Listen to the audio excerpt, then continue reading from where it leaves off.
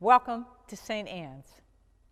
My name is the Reverend Jane Milliken Haig, and this is the video for Maundy, Thursday, and Good Friday as we have walked through Lent using the booklet Poetry of Lent, which combines biblical passages along with Mary Oliver's poetry.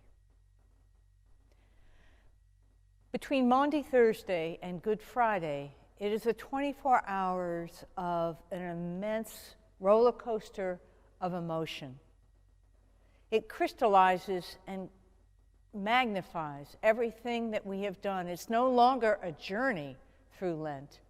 It is the final end of Lent.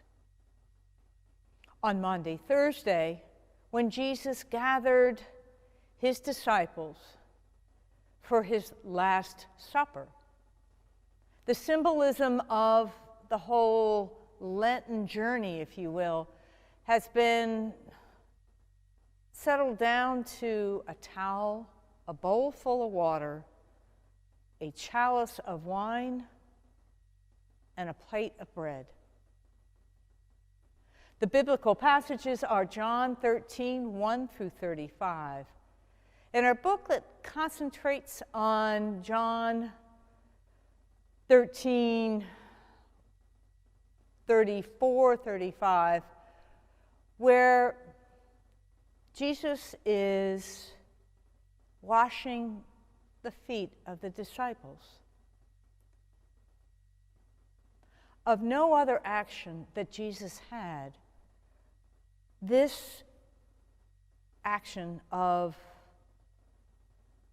wandering around the table with a towel is an indication of his sense of being, if you will, and the powerful symbolism that not only is he the servant, but he's also done such with such incredible power that it's something that we've been trying to emulate as humans ever since.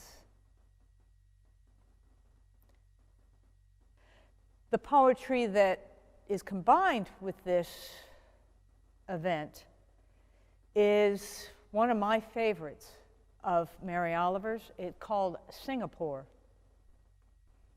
where Mary Oliver comes upon a woman in the Singapore airport who is washing something in the toilet of the bathroom.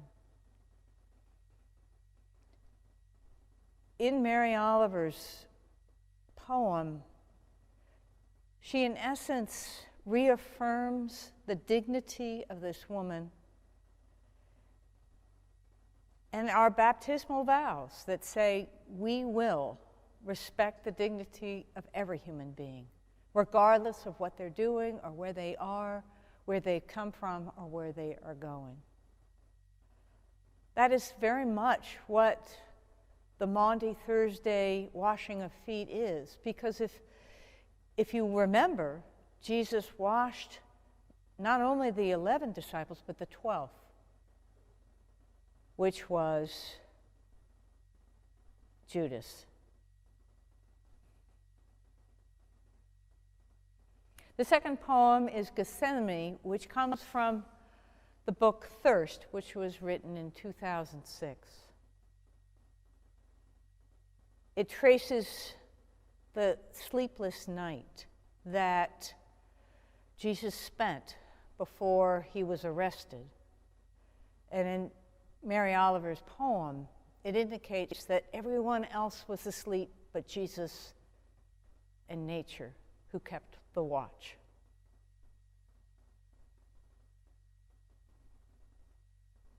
The second part of this 24-hour encapsulation is Good Friday, where Jesus was arrested, tried, beaten, hung on a cross, and died. The biblical passage is John 18, verse 1 through chapter 19, verse 42. Our booklet concentrates on chapter 19, verse 16. Let our hearts be broken wide. It's that sense of we live in a wonderful world, and yet it does have a strong sense of darkness, which we should never ignore. It's that sense of being broken, a sense of betrayal, and Jesus is crying out, a sense of the underpinning, if you will, of humanity that we all are guilty of, if you will. The poem that is associated with this is Lead, and oh my. This comes from New and Selected Poems, Volume 2 of 2005, where Mary Oliver describes the death of the loons that have come to the bay near where she lived in Cape Cod. And the loons died one by one. No one knew why. And the crying out of the loons as they died. Unfortunately, they discovered that it was that the bay had been polluted by lead. The final lines of Mary Oliver's poem, which is, break open and never close again to this world, meaning that our hearts will be broken by life, by nature, by our failure to care for our world and our people. But as our hearts are broken open, let us never, ever close them again, but always have them remain open to receive love, caring, and joy in the end. The other poem that is associated with this is Poppies, which was written by Mary Oliver from New and Selected Poems, Volume 1, which won the National Book Award in 1992. Poppies, as you know, is a flower that has come to symbolize the sacrifice of human beings, of soldiers, especially during World War I, where poppies seemed to be the only thing that was blooming in the trenches and around the trenches of Northern Europe and Flanders. So that the flower itself has become an emblem of the sacrifice that some people have made,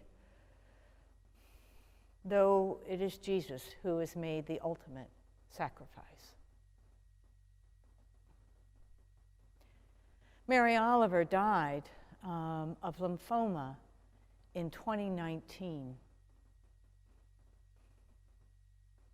Her death raised a renewal of all of her poems.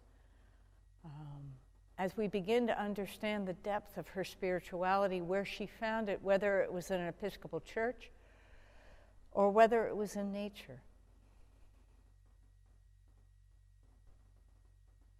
Let us always remember the gift that she gave us, which is not only understanding our broken world, but sensing somehow a sense of hope.